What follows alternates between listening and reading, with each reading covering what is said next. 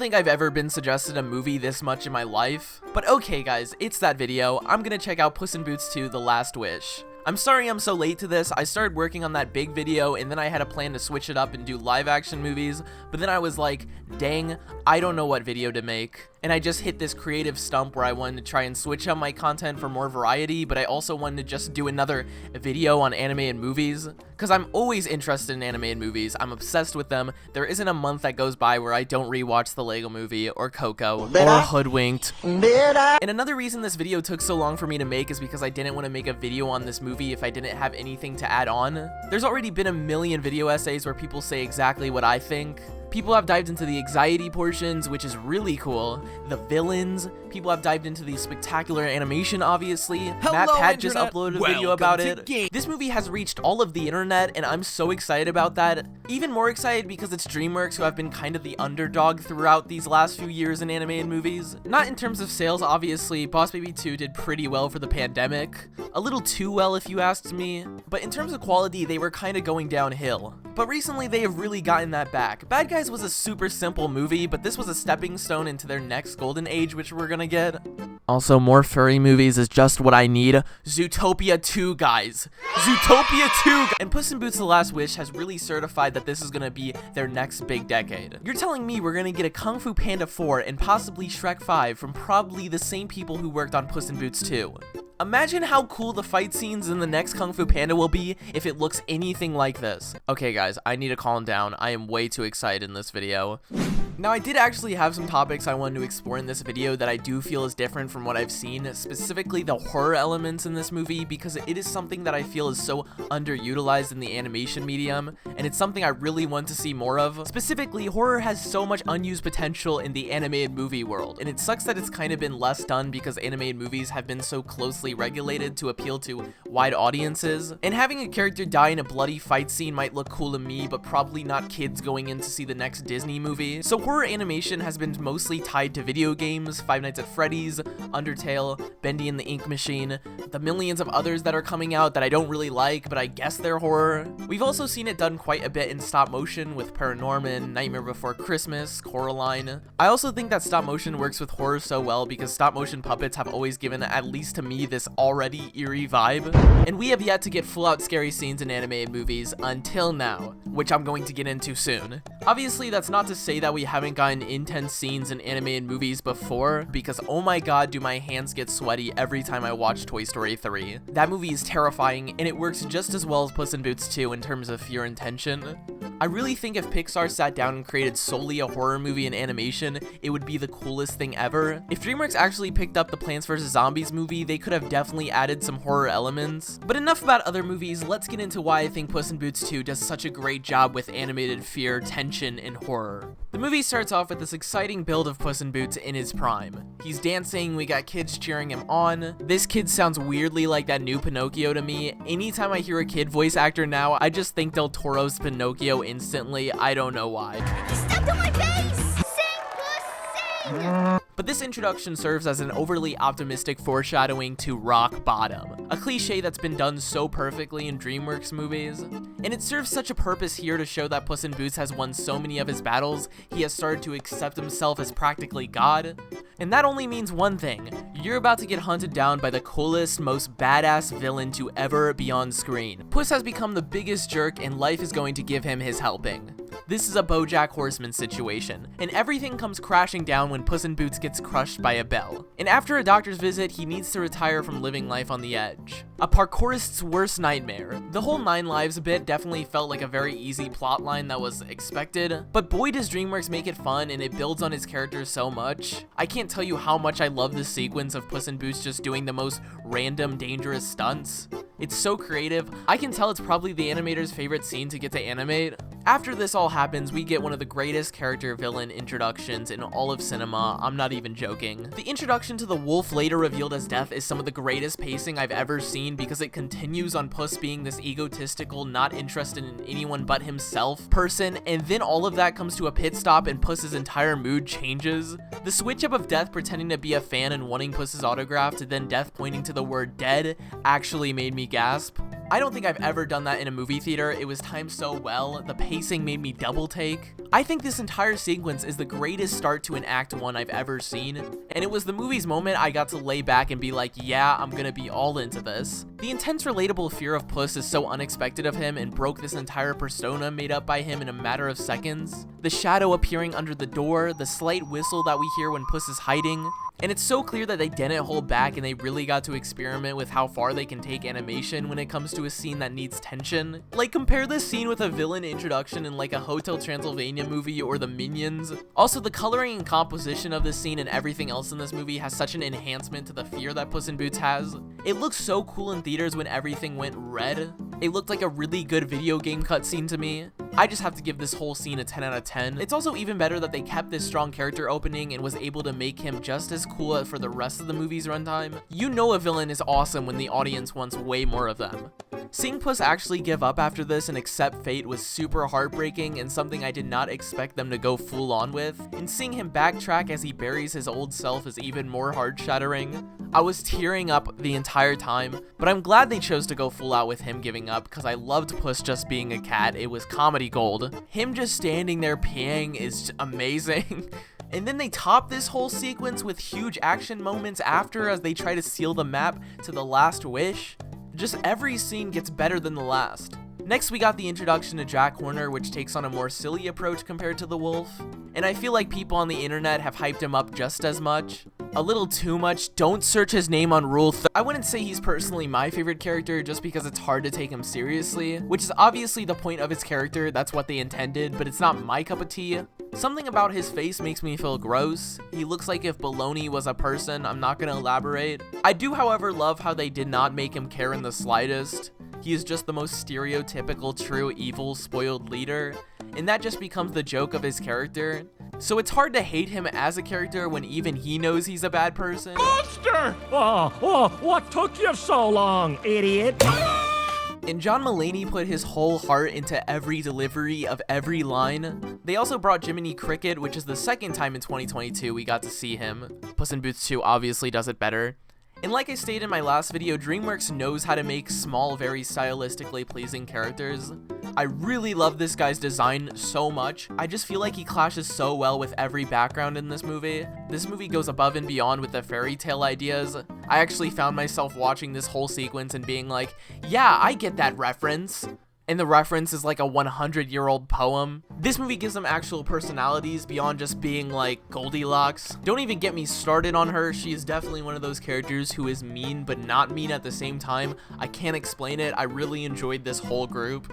I love how this movie is so confident with everything going on that it doesn't try to over-explain anything, which is a huge pet peeve of mine in movies, definitely animated ones. And it's obviously all about balance. I don't need to know the logistics of everything in a movie. A better story is told when we start to realize what's happening as we go along, and we as viewers can connect the dots on our own. But same can be said for under-explaining. You don't want to make your viewers have to read your mind on what you mean.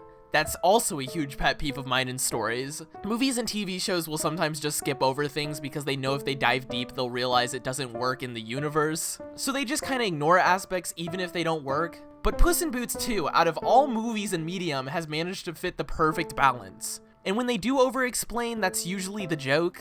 I'm deaf, straight up. The whistle. I just gotta talk about the whistle. It is my favorite part about this movie. It's such a distinct sound that whoever came up with that specific whistle needs an Oscar right now. I want a Best Whistle Oscar just for this occasion. It kind of reminded me of the shark sound in Jaws. I think I love the concept of the scary whistle so much because when I was 10, I actually read a story on like Reddit about a guy that had a weird whistle follow him throughout his years, and something about that was such a scary, cool concept to me. I was terrified back then, worried I was gonna hear a whistle. That's genuinely a true story. I'm not making that up for this video. It is the concept of fear of the unknown in audio form, and the fact they tied it with a character just makes it even cooler because you instantly know who it is when that noise is there. And as it gets closer, we as an audience are even more terrified for when he's going to actually appear. Put that with the flair of Puss in Boots' fur, and you got a perfect capsulated idea of horror and tension and anxiety in such a simple way. I love it! I also love how, unlike a lot of animated movies, this movie treats its audience with respect and doesn't try to make anything too cutesy for the sake of kids being able to replay it like it's Cocomelon. They don't hold back for anybody everybody, when I first saw this shot of blood trickling down Puss in Boots' head, I looked over to my family like, what am I watching? This is Puss in Boots, right? Did we go into the wrong movie? There's a full panic attack scene, which is so good, and it's so unexpected for what most people would assume is a kid's movie. And during this moment, Puss doesn't have some crazy monologue where he says his truth. He just sits there breathing heavily and tries to calm himself, and the entire scene is silent and so realistic. And it was even more perfect of a moment because earlier in this film, Perrito had already told Puss he was a calming dog, but Puss was like, yeah, okay. And that basically foreshadowed Perrito calming him and Puss realizing he actually loves this little guy. After watching this movie, it is impossible to watch the first one with a straight face. Imagine being the animator who only worked on the first one and having to see the second movie. Even cutesy characters like Perrito still get their sad moments. I made the biggest mistake of rolling my eyes when I first saw Perrito in the theater. Not another comic relief character, god dang it, this movie was going so well. Because I was so wrong, I judged a book by its cover. I ended up loving this little guy. Every line of his is comedy gold, and I even ended up watching this movie a second time just because Perrito's movements was so addicting to watch. Knuckle dragging, honey scrounging, grub oafish munching, mingy nugget, and your snooter. Perrito served a purpose in showing the optimistic view of situations compared to Soft Paws and Puss in Boots, because deep down Perrito had just as much of a sad life, if not a sadder one, than all of these other characters, but he's gotten along so well in life because he doesn't feel sorry for himself. Even when he's been rejected from society, he still sees the good, and therefore he ends up manifesting that good into reality. Puss in Boots and Soft Paws didn't have this evil world when they used the map because of their hardships. It's because the scenery of their past was a reflection of their outlook and perception of reality. Which is why Perrito would have to go through the Pocket of Posies, and Puss in Boots would have to go through Bowser's Kingdom. And because they already had this perceived notion that they were gonna have to fight something, it ended up manifesting and making their journey way harder than Perrito's, who had walked into it with a clear mind and therefore was rewarded with the smell of flowers. Aw, thank you. Or maybe that's just what I took from it, maybe I'm making this way deeper than it is. The first time I realized DreamWorks had a talent in making you feel fear was the scene in Rise of the Guardians where Jack falls into the ice saving his sister. For some reason, when I was like 8, I would just rewatch this scene over again. I actually had dreams about it. It was just injected into my brain. And watching it now being 17, I think it looked way cooler to me when I was younger, but DreamWorks killed it with making my palms sweaty when Jack walks on the ice. And I really love when a movie can make me feel that way. It just makes me hooked and even more entertained. And I think the real point of this video is to really emphasize the power animation holds.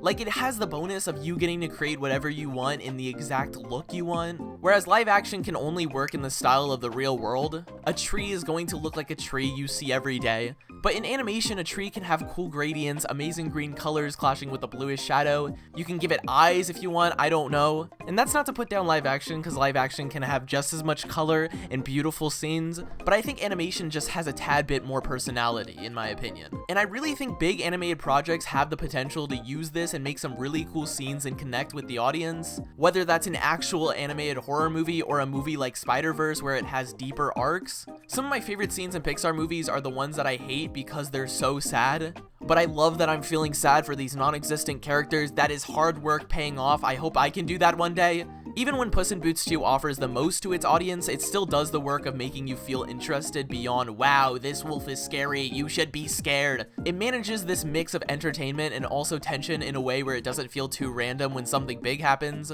because a movie can't just be a ton of cool or, like I stated, horror elements just randomly thrown together. That doesn't work. It only works if you have all this other stuff that makes us like this movie. This movie throws whatever it can to the wall to make this movie appeal to more than just being a tale of a hero overcoming fear. It actually does the job of making everything entertaining, and the character is then able to reflect on his path and connect with us. This whole sequence was so creative, and then the wolf knocking them down to show that they're gone is even cooler. Oh yeah. Let's get into the ending. This movie geniusly decides to not have Death die at the end of their fight sequence, which is the best way to go because that would defeat the entire purpose of his character, but that fight sequence, I kinda was going on the notion he was going to get defeated for some reason, and thankfully they didn't choose that route or I would have been pissed. Except for Jack Horner, he dies. Death doesn't die because he's Death, obviously. He isn't something that can be erased no matter what. Everybody will experience him in one way or another. Maybe he has different forms for each person. He is a manifestation of something that will eventually get Puss in Boots when it's time. So instead we get this amazing forfeit of his character because he realizes that Puss is no longer running from the problem shadowing him. So it builds this realization of how the life he has is so precious in such a less cliche way. Also, the flashback scenes are so greatly executed and they reveal the love Puss is hiding so well. The flashbacks focus more on his friends than him, showing this character development and the ego leaving his body. I did at first feel the end was a little anticlimactic with them not getting the wish, and I think that's just because their whole mission was about it. So at first it's kinda hard to take in that they're just okay with not getting their wish. But unlike Lightyear with just them accepting they should stay on this planet that they're on, I feel this movie has that world and character building that it actually works for me. Goldilocks accepting her family as they are was so beautiful, I cried. And everything scary in this movie drifts away at the end and we get to remember how perfect this movie is. Not just the focus of this video, which is the dark elements to this movie, because none of that would work if we didn't get such great characters and great character scenes. It wouldn't have been as scary if Puss in Boots wasn't so fearless in the beginning. It wouldn't have worked without Perrito calming Puss down. Everything just comes together to make everything else work. The movie's fear and tension is built solely on these characters and their own fears in life, making it so much more personal. It doesn't bring on this random villain and expect us to care about it right off the bat. It brings on this villain who has the most distinct characteristic and importance in Puss's life. And it's perfectly animated horror that I want to see more of. Maybe they can go even scarier. Either way, I would love it. The movie truly ends with a fun scene of them becoming sailors. I'm digging the beards, they all look so fashionable. And then we get the most exciting setup to another Shrek movie, or at least I hope that's what this means. My mom looked over to me and whispered, "Does that mean Shrek?" My mom's not even that huge on the Shrek franchise. That's how good this ending was. I don't know how exactly to end this video, but I think recently in animation, a lot of the general public is starting to realize how much importance and potential the animation medium has.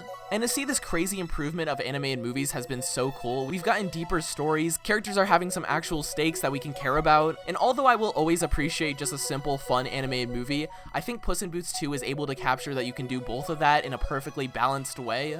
You can make a movie that can appeal to not only people who want a simple character-driven story, but also people who want a deep, interesting physiological message, and they can tie together in a perfect knot. Yeah, I think that's good for an ending to this video. I feel like I'm giving a speech. I hope you guys enjoyed this video. I wasn't able to get too deep into the soundtrack because this video was already getting too drawn out, but I want everyone to know, in case it's asked, that yes, I love Fearless Hero. I bang my head every time I listen to that song. I really, really like the guitar-based songs in the soundtrack, especially in the flashback scene at the end. So good.